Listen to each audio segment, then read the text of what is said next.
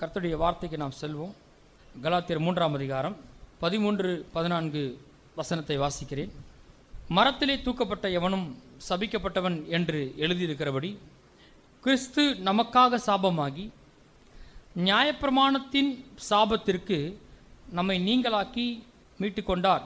ஆபிரகாமுக்கு உண்டான ஆசீர்வாதம் கிறிஸ்து இயேசுவினால் புறஜாதிகளுக்கு வரும்படியாகவும் ஆவியை குறித்து சொல்லப்பட்ட வாக்குத்தத்தத்தை நாம் விசுவாசத்தினாலே பெரும்படியாகவும் இப்படி ஆயிற்று. இந்த வசனத்தை நேரடியாக நாம் போய் வாசிப்போம். எப்போவுமே கலாத்தியர் 3ஆம் அதிகாரம் 13-14 நமக்கு தெரிந்த ஒரு சத்தியம், கிறிஸ்து நமக்காக சாபமானார். அதனால புறஜாதிகளுக்கு கூட ஆபிரகாமின் ஆசீர்வாதம் வந்து பலிக்கிறது. நியாயப்பிரமாணத்தின் சாபத்திற்கு நம்மை நீங்களாக்கி மீட்டு கொண்டார்.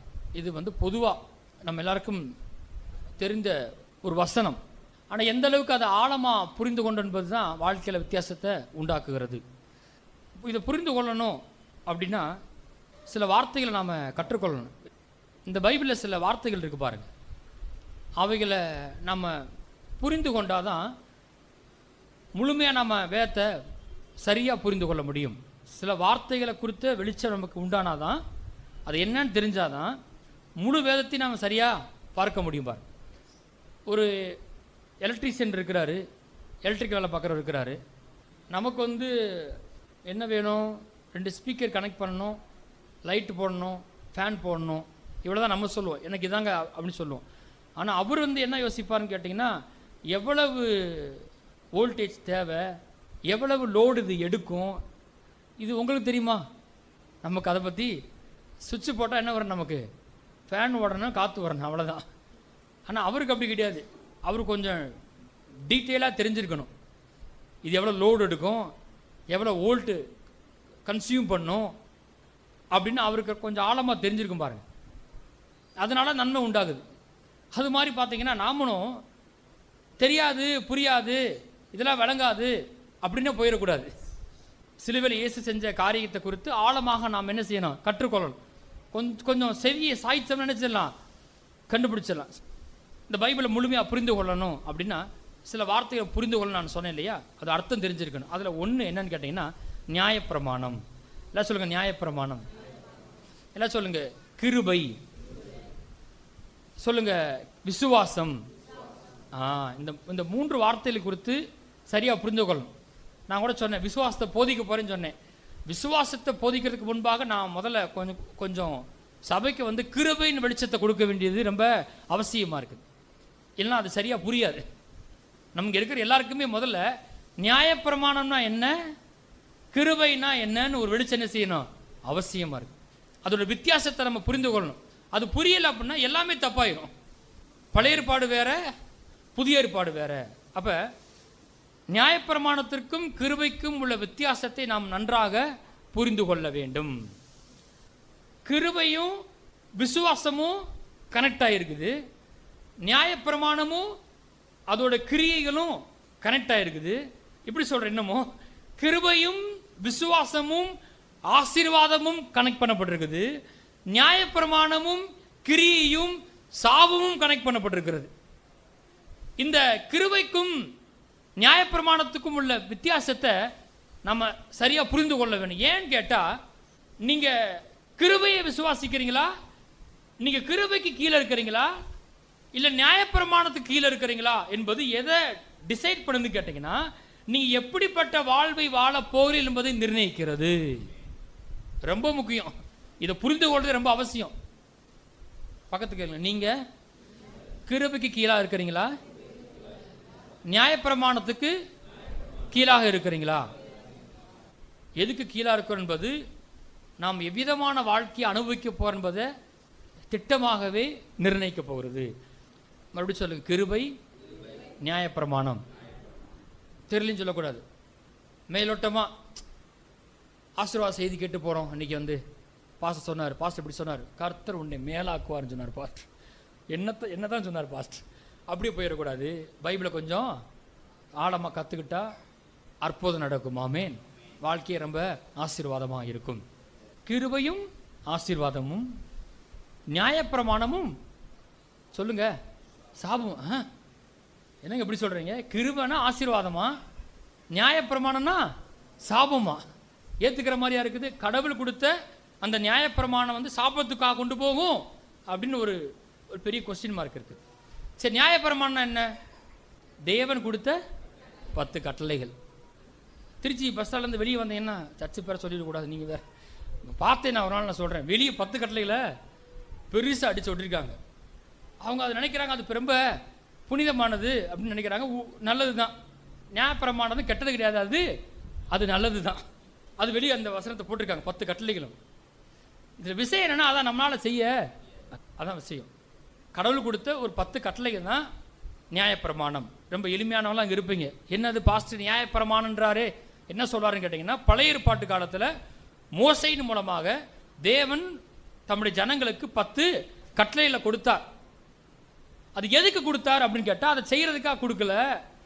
இது நீ செய்ய முயற்சிக்கும் போது அதை உன்னால் செய்ய முடியாது, ஆகவே உனக்கு ஒரு இரட்சகர் வேண்டும் என்பதற்காக அதை கொடுத்தார். நாம எல்லாருமே பாவியா இருக்கிறோம் என்பதை நிரூபிக்கும்படி கொடுத்தார். ஒரு சர்ச்சில் போடுற ரூல்ஸ் வந்து உங்களை பிளஸ் பண்ண முடியாது. எங்கேயுமே இருக்கிற ரூல்ஸ் அண்ட் ரெகுலேஷன்ஸ் வந்து உங்களை பிளஸிங்குள்ள கொண்டு போக முடியாது. இன்னும் சொல்ல போனா மனுஷனுக்கு சேட்டை. ஏதாவது ரூல்ஸ் போட்டா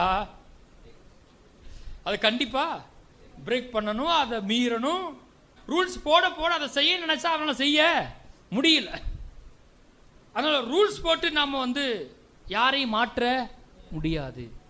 ஓகே, இந்த விழுந்து போன மனுஷனை கொஞ்சம் போலீஸு எல்லாம் வச்சாதான் ஒரு கட்டுப்பாட்டுகள் இருக்கிறான். ஆனால் பொதுவாக நீங்கள் பார்த்தீங்கன்னா சட்டத்திட்டங்கள் மூலமாக ஒரு மனிதனை மாற்ற முடியாது, அதை அவனால் செய்ய முடியாது. அதனால ஆசீர்வாதங்கள் வரப்போவதும் இல்லை. ரோமர் 3ஆம் அதிகாரத்தை எடுத்துக்கொள்ளுங்க. நியாயப்பிரமாணத்தை நம்மால் நிறைவேற்ற முடியாது. நீங்கள் ரோமர் 3ஆம் அதிகாரத்தை நீங்கள் வாசித்து பார்த்தீங்கன்னா அங்கே போட்டிருக்கு, நீதிமான் ஒருவனாயிலும் இல்லை, உணர்வுள்ளவன் இல்லை, தேவனை தேடுவன் இல்லை, எல்லாரும் வழிதப்பி ஏகமாய் கெட்டுப்போனார்கள், நன்மை செய்கிறவன் இல்லை, ஒருவனாயிலும் இல்லை. 23 போட்டிருக்கு, எல்லாரும் பாவம் செய்து தேவ மகிமையற்றவர்களாய். எத்தனை பேர் பாவம் செய்து? எல்லாரும் பாவம் செய்து. எல்லாருமே ஈக்குவல் கேட்டகரி. எல்லாருமே தேவன் கீழ்ப்படியாமைக்குள்ள அடைத்து போட்டார். எல்லாருமே பாவி. யாரும் இங்க வந்து உத்தம புத்திரன் யாரா இருக்கிறீங்களா? உத்தம புத்திரன் யார்? எல்லாருமே பாவின்னு யார் சொல்லிட்டா? தேவனே சொல்லிட்டார். எல்லாரும் பாவம் செய்து. அதுக்காக நான் ரொம்ப சந்தோஷப்படுறேன். நான் கொஞ்சம் தான் பண்ணியிருக்கிறேன், அவர் தான் ரொம்ப பண்ணியிருக்கிறார். அதெல்லாம் கடவுள்கிட்ட செல்லாது, எல்லாரும் பாவி அப்படின்ட்டு. இப்போ அங்கே வாசிப்போம், 20ஆம் வசனத்தை வாசிங்க. இப்படி இருக்க, பாவத்தை அறிகிற அறிவு நியாயப்பிரமாணத்தினால் வருகிறபடியால். போதும், இதை கொஞ்சம் எக்ஸ்பிளைன் பண்ணணும் டைம் எடுத்து. ஆனால் இன்னைக்கு அதெல்லாம் என்னால் செய்ய முடியாது. கொஞ்சம் கொஞ்சமாக அறிவை கொடுப்போம், சரியா? ஆனால் ஒன்று சொல்லுது என்னன்னா, பாவத்தை அறிகிற அறிவு நியாயப்பிரமாணத்தினால் வருகிறபடியால். எல்லாம் சொல்லுங்க, பாவத்தை அறிகிற அறிவு.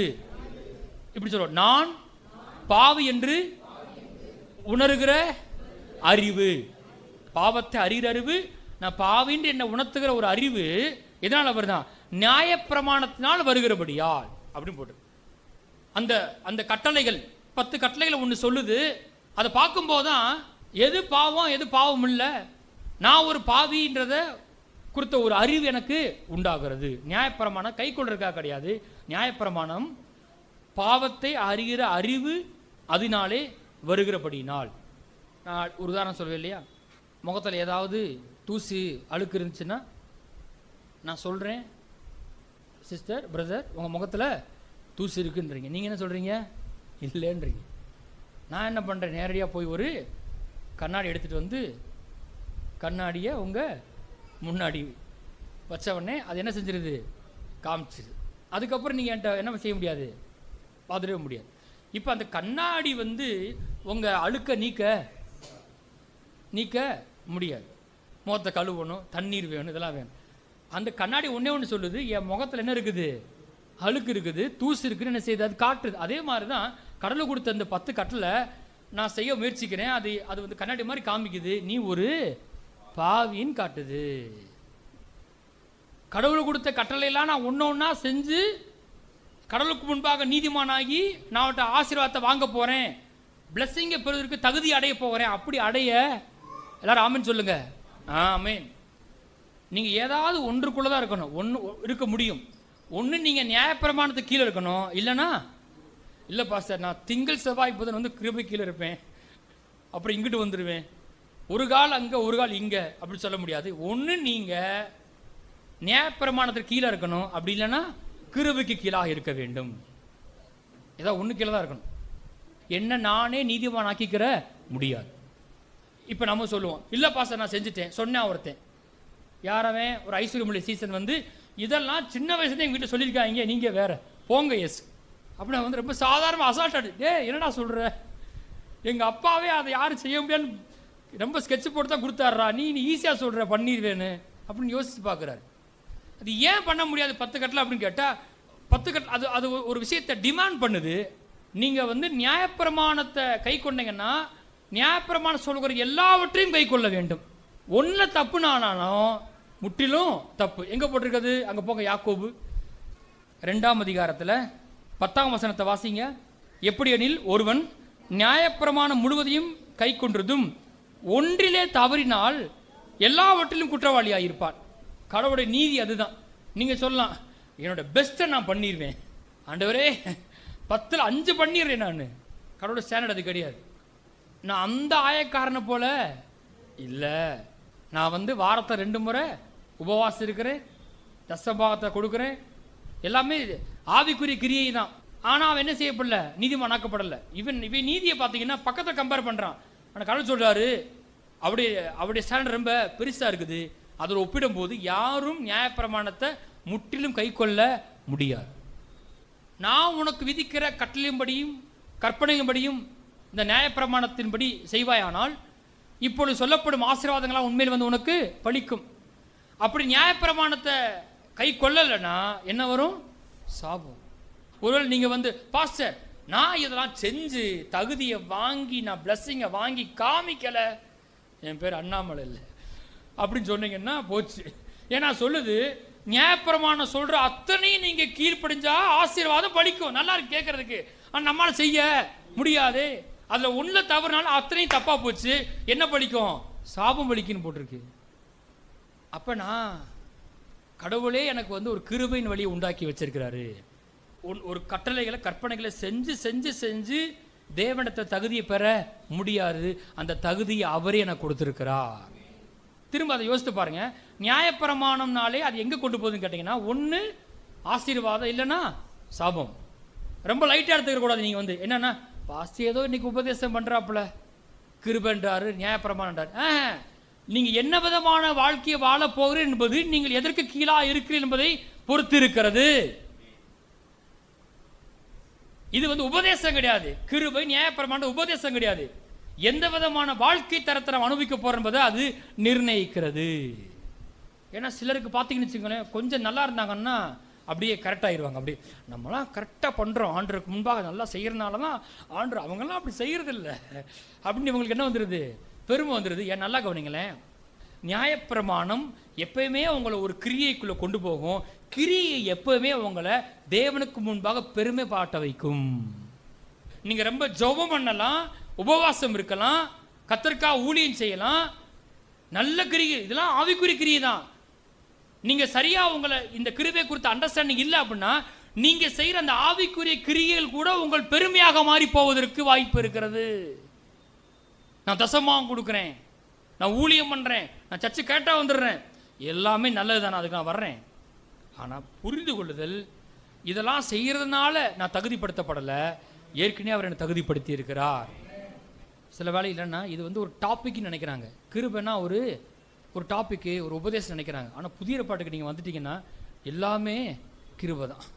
ஒவ்வொரு நாளும் நாம் கிருபையை சார்ந்து தானே செய்யணும், வாழ வேண்டும். இது நம்மளோட வாழ்வின் எல்லா பகுதியும் பாதிக்கிறது. தசமாக சரியாக கொடுக்குறீங்கன்னா கர்த்தருக்கு ஸ்தோத்திரம், எல்லா ஆராதனைக்கு வந்துறீங்கன்னா கர்த்தருக்கு ஸ்தோத்திரம், எல்லாவற்றையும் செய்ய வேண்டும். ஆனால் அது என் நீதி கிடையாது, கிருபை என்னை தகுதிப்படுத்தி இருக்கிறது. இந்த நிலை ரொம்ப முக்கியம், இந்த பொசிஷன் ரொம்ப முக்கியம். அங்கே மறுபடியும் போங்க, ரோமர் 3ஆம் அதிகாரத்துக்கு 20ஆம் வசனத்தை வாசிப்போம். இப்படி இருக்க பாவத்தை அறிகிற அறிவு நியாயப்பிரமாணத்தால் வருகிறபடியால் எந்த மனுஷனும் நியாயப்பிரமாணத்தின் கிரியைகளினாலே தேவனுக்கு முன்பாக நீதிமானாக்கப்படுவது இல்லை.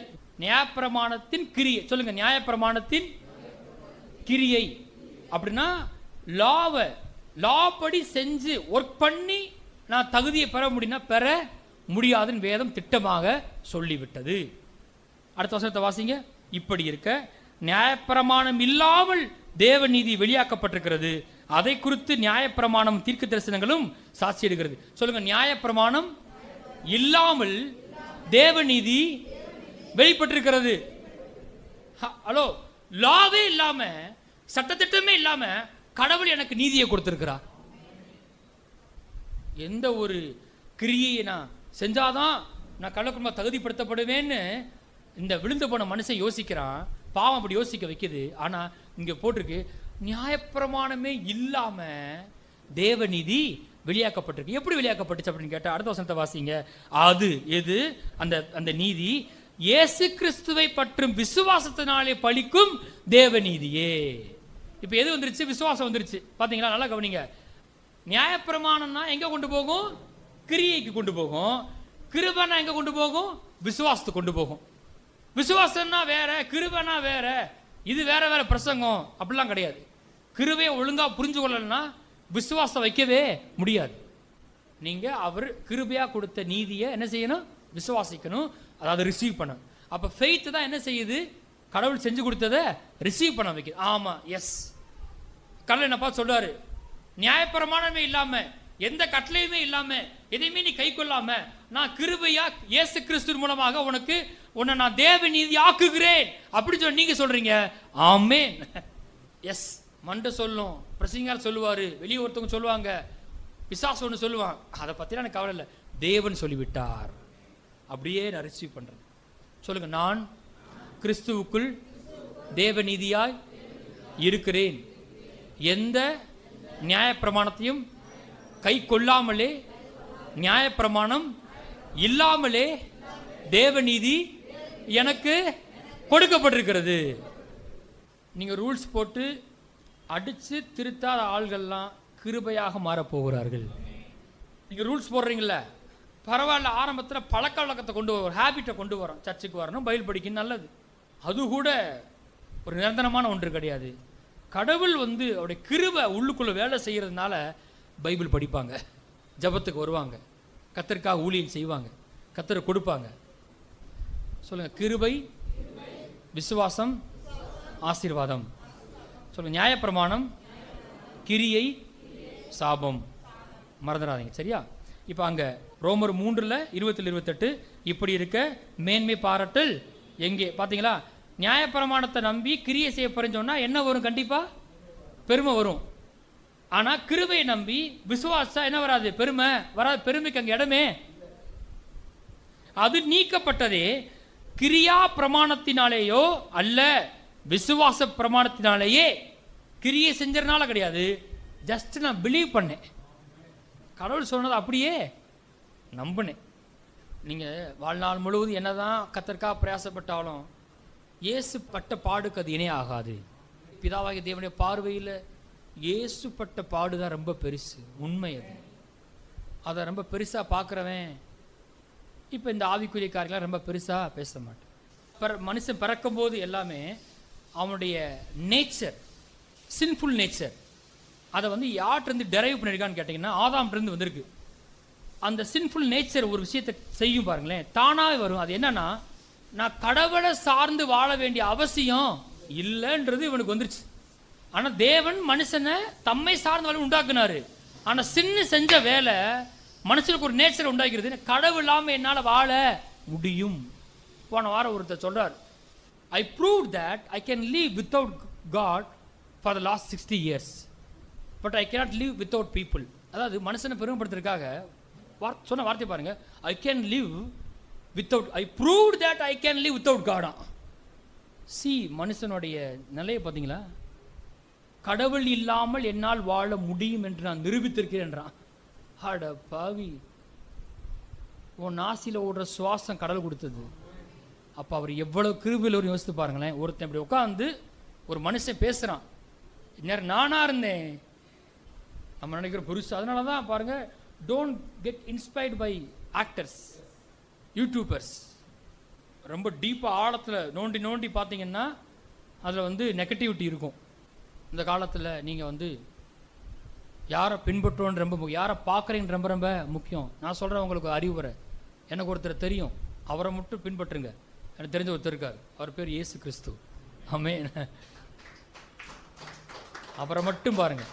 வேதமே நம்மளை இத்தனை திரளான சாட்சிகள் மேகம் போல சூழ்ந்திருந்தாலும் விசுவாசத்தை தோக்குவர முடிக்கிறமாய் இருக்கிற இயேசுவை நோக்கின்னு போட்டுச்சு. வாழ்க்கை உருப்படியாக வாழணும் அப்படின்னா இயேசு மாதிரி வாழ வேண்டும். இந்த புத்தகத்தை மத்தேயு, மார்க்கு, லூக்கா, யோவானை வாசித்து இயேசு எப்படி லைஃப் வச்சிருந்தாருன்னு நினைச்சிங்க கண்டுபிடிங்க. அது மாதிரி வாழுங்க. இயேசு பிதாவுக்காக வாழ்ந்தார், பிதாவின் சித்தத்துக்காக தன்னை அர்ப்பணித்தார். இன்னைக்கு கோடான கோடி ஜனங்களுக்கு சந்ததி சந்ததியாய் நித்தியமாய் பிளஸிங்காக இருக்கிறாரு. இவன் மனுஷன் செத்து போயிடுவான். என்ன சொல்ல வந்தேன்னா, சிலருக்கெல்லாம் கூச்சமாக இருக்கும். என்ன அப்படின்னா ஆல் இஸ் வெல்னு சொன்னால் உடனே சொல்லுவாங்க கிறிஸ்டியானி அப்படின்றவாங்க. இப்போ இவங்களுக்கு என்னன்னா, நம்ம கடவுளை சார்ந்து வாழ்கிறோம் அப்படின்னு சொன்னால் இவனுக்கு என்னவா இருக்குது, ரொம்ப கூச்சம், வெக்கமாக இருக்குது, கூச்சமாக இருக்குது. ஓ நீங்களாம் பைபிள் தூக்குற ஆளா, ஐயோ பாவம் இந்த கூட்டம் இப்படி அப்படின்னு நினைக்கிறானுங்க. ஆனால் அவன் தான் தப்பாக இருக்கான், அவன் தான் சின்னுக்குள்ளே கிடக்கிறான். அந்த சின்ஃபுல் நேச்சர் என்ன செய்திருக்கா அப்படின்னா, கடவுள் இல்லாமல் நான் வாழ்வேன்னு அவன் நின்றுக்கிட்டு இருக்கிறான். அது சஸ்டெயின் ஆக பொருள், அவன் நிற்கிறதே தேவ கிருபை. ஆனால் நாம் தான் சரியாக இருக்கிறோம், கர்த்தரை சார்ந்து வாழ்கிறோம். ஆமே. எத்தனை பேர் சொல்கிறீங்க சபைக்கு வராமல் வசனம் கேட்காம என்னால் வாழ முடியாதுங்கன்னு பழகிட்டோம்ல. இன்னைக்கு இனிமேல் வார்த்தை எல்லாம் என்னால் வாழ முடியாது, அவர் வார்த்தையால் தான் நான் பிழைக்கிறேன், அந்த வார்த்தையை கேட்டு விசுவாசத்தை நான் பிழைக்கிறேன். அது நல்ல விஷயம். அச்சோ கூச்சமாக இருக்கு பாஸ்டர், என்ன நினைப்பானுங்க என்னை பற்றி, நான் அப்படியே கெத்தாக போகணும். இதுதான் கெத்து. எத்தனை பேர் ஆமேன்னு சொல்கிறீங்க? சர்ச்சுக்கு வர்றது தான் கெத்து, கரங்க உயர்த்தி ஆராதிக்கிறது தான் கெத்து. அது கெத்து கிடையாது. திரும்ப எனக்காக ஒரு முறை சொல்லுங்களேன். கிருபை, விசுவாசம், ஆசீர்வாதம். சொல்லுங்க. நியாயப்பிரமாணம், கிரியை, சாபம். நியாயப்பிரமாணத்தினால ஆசீர்வாதம் வரும். ஆனால் எல்லாத்தையும் கை கொண்டா வரும், கை கொள்ள முடியாதுல்ல. அப்போ டிஃபால்ட்டாக நம்ம ஒன்று செட் பண்ணிடலாம். நியாயப்பிரமாண கிரியினால பிளஸ்ஸிங் வரப்போகிறது கிடையாது, என்னதான் வரும், சாபம் தான் வரும். நான் சொல்லலை, வேதமே சொல்லியிருக்குது. நியாயப்பிரமாணத்தின் கிரியைக்காரர் யாவரும் சாபத்திற்கு உட்பட்டிருக்கிறார்கள். ஏன்னா வேதம் சொல்லுது, நியாயப்பிரமாணத்தினால ஒருவனும் நீதிமான் ஆகிறது இல்லை. அப்போ கொஸ்டின் வரும், நியாயப்பிரமாணம் கெட்டதான்னு கேட்டால் கெட்டது கிடையாது. நியாயப்பிரமாணம் ஒரு காரியத்தை செய்து அது என்னை கிறிஸ்துவிடத்தை நடத்துகிற உபாதியாக இருக்கிறது, ஒரு கைடாக இருக்குது. நியாயப்பிரமாணம் சொல்லுது, நீ பாவி உன்னால் செய்ய முடியாது. த மோர் யூ ட்ரை, ரொம்ப அதிகமாக செய்ய முயற்சி பண்ண மறுபடியும் என்ன செய்யும், அதே பாவத்துக்கு தான் விடுவோம். பாவத்தினுடைய வலிமே நியாயப்பிரமாணம் தான், லா தான். மாத்திரை குடிக்கும் போது குரங்க நினைக்காதரா, டேப்லெட் சாப்பிடும்போது குரங்க மட்டும் நினைச்சிடாது. அப்படின்னா என்ன ஞாபகம் வரும், கரெக்டாக குரங்கு தான் ஞாபகம். அது மாதிரி தான், இதை செஞ்சிடாதரா, செய்யக்கூடாதுன்னு தான் நினைக்கிறேன், செய்யாதுன்னு ஏன் சொன்னீங்க, இப்போ அதான் போய் செய்கிற மாதிரி இருக்கு. அதனால சரி நான் செய்ய மாட்டேன், நான் இதை மேற்கொண்டு விடுவேன், நான் செய்வேன். அது ரொம்ப நேரம் அதை சொல்ல இன்னும் போய் அந்த இதுக்குள்ளே தான் விழுவோம். உண்மையான விடுதலை கிருபையினால் உண்டாகிறது. இப்போ கூட இங்கே கிருபை ஆளுகை செய்து கொண்டிருக்கிறது. அவருடைய கிருபை உங்கள் இருதயங்களை வேலை செஞ்சுக்கிட்டு இருக்குது. அது ஒரு தேவ வல்லமை, அவருடைய பிரசன்னம். எந்த பாவத்திலிருந்து நான் விடுதலை ஆக முடியாதுன்னு நினச்சிக்கிட்டு இருக்கோமோ, நான் சொல்கிறேன், அந்த பாவத்தை வெறுக்கிற மாதிரி கர்த்தர் செய்ய போகிறார். ஆமே. அந்த டிசையரே எடுத்துருவார். அவர் சித்தத்தின்படி விருப்பத்தையும் செய்ய வைக்கிற தேவனாக இருக்கிறார். நியாயப்பிரமாணத்தை கை கொண்டு அதை கிரியினால் தேவனுக்கு முன்பாக தகுதி பெற முடியாது. தேவனே தமது நீதியை இயேசு மூலமாக கொடுத்திருக்கிறார். அதை நான் விசுவாசித்தபடினால் நீதிமான் ஆக்கப்பட்டிருக்கிறேன். இதுக்கு பேர் தான் கிருபையின் சுவிசேஷம். இப்படிதான் நாம நீதிமான் ஆக முடியும்னு யார் பிரசங்கம் பண்ணா? பவுல் பிரசங்கம் பண்ணார். கலாத்தியர் 1ஆம் அதிகாரம் 6ஆம் வசனத்தை வாசிப்போம்.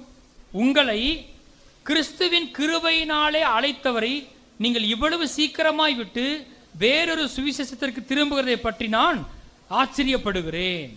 எப்படி அழைச்சாரா? கிறிஸ்துவின் கிருபையினால அழைத்தவரை விட்டுட்டு நீங்க வேறொரு சுவிசேஷத்துக்கு திரும்புறதை குறித்து ஆச்சரியப்படுகிறேன். அப்படின்னா 2 சுவிசேஷம் என்ன செஞ்சிருச்சு? வந்துருச்சு. என்னது? ஒன்று கிருபையின் சுவிசேஷம், இன்னொன்று நியாயப்பிரமாண கிரியை. கிரியை செஞ்சாதான் யூத பாரம்பரியத்தின்படி இருக்க கட்டளைகளோ அல்லது இன்னைக்கு நாம ஏதாவது சர்ச்சு ரூல்ஸோ அல்லது வீட்டில் போடுற ரூல்ஸோ ஏதோ ரூல்ஸோ பண்ணாதான் நீதிமனாக முடின்ற மாதிரி என்ன செஞ்சு ஒரு மைண்ட் செட்டு வந்துருச்சு. அதை பிரசங்கம் பண்ண ஆரம்பிச்சிட்டாங்க. சில ரூல்ஸு ரெகுலேஷன்ஸு நியாயப்பிரமாணம் சொல்லப்பட்ட காரியங்கள்லாம் தப்பு என்ன செய்யலை சொல்ல. அதில் முதல்ல என்ன கட்டளை போட்டிருக்கு? உன் தகப்பனின் தாயும் கனம் பண்ண. அது தப்பா? அது தப்பா? தப்பு கிடையாது. ஆனால் அதில் எல்லாத்தையும் நான் பின்பற்றி தான் தகுதியை பெறப்போனா அது பெற முடியாது. இதுதான் விஷயம். நியாயப்பிரமாணம் கெட்டது கிடையாது. இப்போ இங்கே வருவோம். இவர் சொல்றார், உங்களை எப்படி தேவன் அழைச்சாருன்னு கேட்டால் கிறிஸ்துவனுடைய கிருபையினால் அழைத்தவரை. அதை விட்டுட்டு நீங்கள் என்ன பண்ணுறீங்க? இப்போ வேறொரு சுவிசேஷத்துக்கு நீங்கள் போகிறீங்க. என்னன்னா யூத பாரம்பரியத்தின்படி விருத்த சேதனம் பண்ணணும், தசம்பாவம் கொடுக்கணும். ஆமாம், கொடுக்கணும் தான். ஆனால் கொடுக்கறதுனால நீதிமான் ஆகிறது கிடையாது. இந்த மாதிரி ஏதாவது கிரியை கொண்டு வந்து உபவாசம் இருக்கிறேன், ரொம்ப அதிக நேரம், ரொம்ப நேரம் ஜெபிக்கிறேன், ரொம்ப நேரம் பைபிள் படிக்கிறேன், எதையாவது கொண்டு சேர்க்கறது, அப்படி நான் தகுதிப்படுத்தப்பட்டு அதனால பிளெஸிங் வருது கிடையாது. இதெல்லாம் செய்யணும். ஆனால் நான் எங்கிருந்து நிற்கிறேன்னு ரொம்ப முக்கியம். நான் ஏற்கனவே கிருபைக்கீழாக இருக்கிறேன். வேறொரு சுவிசேஷம் இல்லையே. சிலர் உங்களை கலகப்படுத்தி கிறிஸ்துவனுடைய சுவிசேஷத்தை புரட்ட மனதா இருக்கார்களே அல்லாமல் வேற அல்ல. கடவுள் கிருபை மட்டும் சார்ந்து வா ரட்சிக்கப்பட்டுருவேன்னு சொல்றதை விட்டுட்டு இதுல ஏதாவது நீ ஒன்று செஞ்சாதான் ரட்சிக்கப்பட்டு என்ன பண்றாங்க? பிரசங்கம் பண்றாங்க. அப்படி கிடையாது. உங்களுக்கும் தோணும், ஏதாவது நம்ம செஞ்சா தானே ஆண்டவர் நம்மளை ஏத்துக்குருவாரு, இவர் என்ன ஒண்ணுமே செய்ய வேண்டாரு, இயேசு செஞ்சது மேல விசுவாசம் வச்சாலே போதுன்றாரு. சரியில்லையே, என்னமோ இடிக்குதே. நம்ம ஒன்று பண்ணணும்ல, நம்ம ஒன்று பண்ணாதான் நம்ம தகுதி அடைய முடியும் அப்படின்னு என்ன செய்யுது? மண்டை குறுகுறுன்னு யோசிக்குது. அப்படி கிடையாதுன்றார். நான் உங்களுக்கு கேட்குறேன், பவுல் சொன்ன சுவிசேஷத்தை எத்தனை பேர் இன்னைக்கு கேட்டீங்க? நீங்க கேட்டிருக்கீங்களா? அது என்னது? அது கிருபையினால நீதிமானாக்கப்படுறேன்னு கேட்டீங்களா? இப்போ பவுல் சொல்றார், வாசிங்க 8ஆம் வசனத்தை வாசிங்க. நாங்கள் உங்களுக்கு பிரசங்கித்த சுவிசேஷத்தை அல்லாமல் நாங்களாவது வானத்திலிருந்து வருகிற ஒரு தூதனாவது வேறு சுவிசேஷத்தை உங்களுக்கு பிரசங்கித்தால் அவன் சபிக்கப்பட்டனா இருக்காரு. மறுபடியும் நல்லா கவனிங்க. கிருபையை பிரசங்கம் பண்றாங்களா, நியாயப்பிரமாணத்தை பிரசங்கம் பண்றாங்களா? எங்க போய் அது முடியுதுன்னு கேட்டா அது ஒன்னு பிளஸிங் கொண்டு போகும். அப்படி இல்லைன்னா அடுத்த வசனத்தை வாசிங்க. முன் சொன்னது போல மறுபடியும் சொல்லுகிறேன், நீங்கள் ஏற்றுக்கொண்ட சுவிசேஷத்தை அல்லாமல் வேறு சுவிசேஷத்தை ஒருவன் உங்களுக்கு பிரசங்கித்தால் அவன் சபிக்கப்பட்டான் இருக்க கடவன். இப்பொழுது நான் மனுஷரையா தேவனையா யார் நாடி போதிக்கிறேன்? மனுஷரையா பிரியப்படுத்த பார்க்கிறேன்? நான் இன்னும் மனுஷரை பிரியப்படுத்துறா இருந்தால் நான் கிறிஸ்துவின் ஊழியக்காரன் அல்லவே. அப்பனா அப்பயே சொல்றாரு, நான் இந்த கிருபையை பிரசங்கம் பண்ணா கண்டிப்பா எனக்கு எதிராக ஆட்கள் வருவாங்க. கிறிஸ்துவனுடைய கிருபையினாலதான் நீ ரட்சிக்கப்பட்டிருக்கிற, கிறிஸ்துவின் கிருபை தான் உன்னை தகுதிப்படுத்தி இருக்கிறது, நியாயப்பிரமாணத்துக்கு கிரியை செய்யறதுனால கிடையாது அப்படின்னு சொன்னா கண்டிப்பா என்ன செய்வாங்க? அது எப்படின்னு ஒரு கூட்டம் என்ன செய்யும்? வரும். ஆனா நான் என்ன செய்வேன்னு கேட்டா, நான் யாரை பிரியப்படுத்த போதிக்கிறேன்?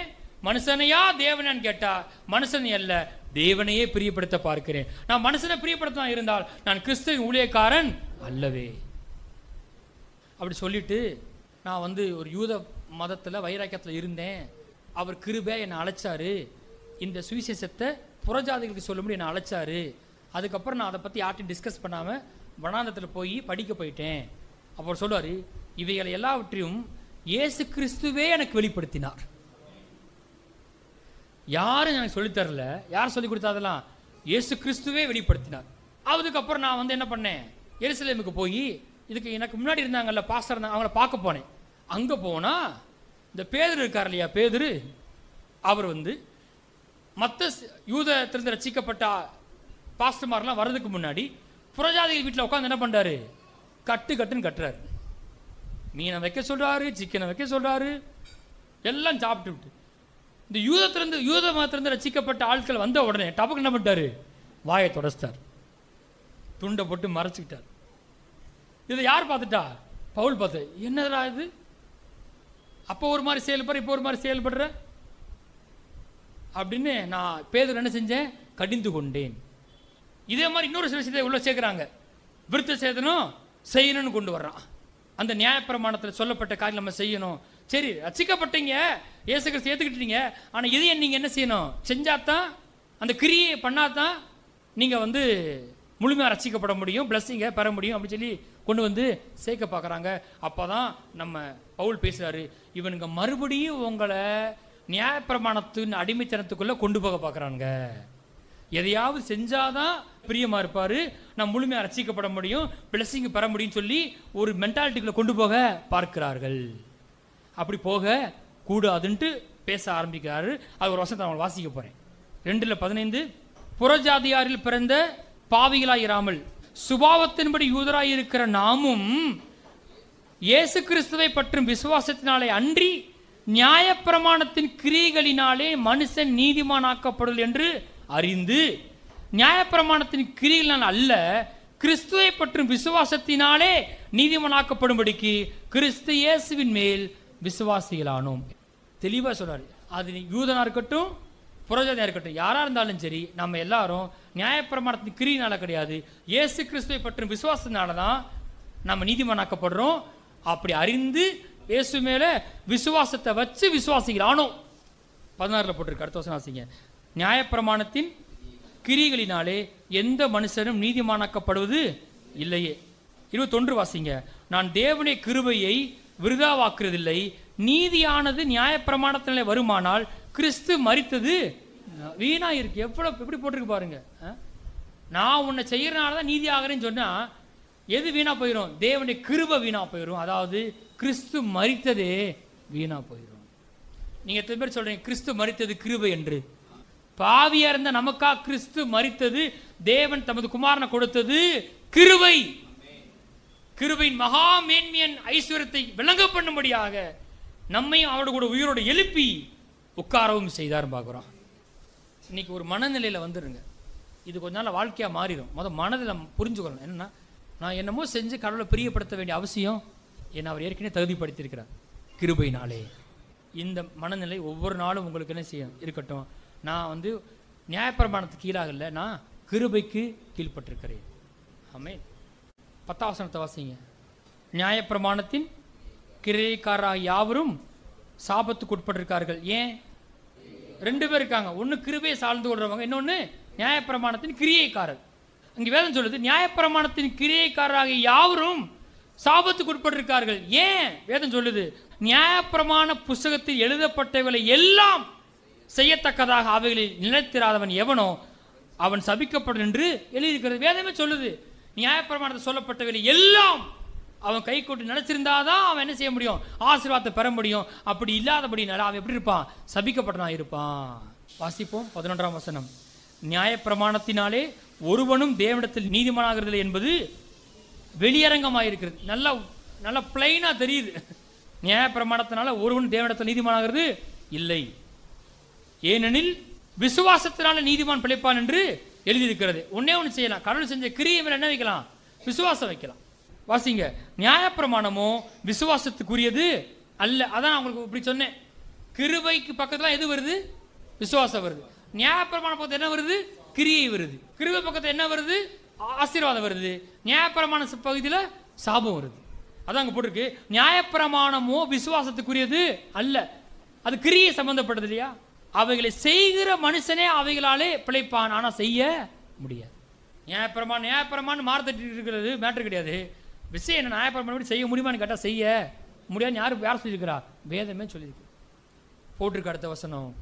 மரத்திலே தூக்கப்பட்ட எவனும் சபிக்கப்பட்ட எழுதியிருக்கப்படி கிறிஸ்து எனக்காக சாபமாகி நியாயப்பிரமாணத்தின் சாபத்திற்கனை நீங்களாக்கி மீட்டு கொண்டார்.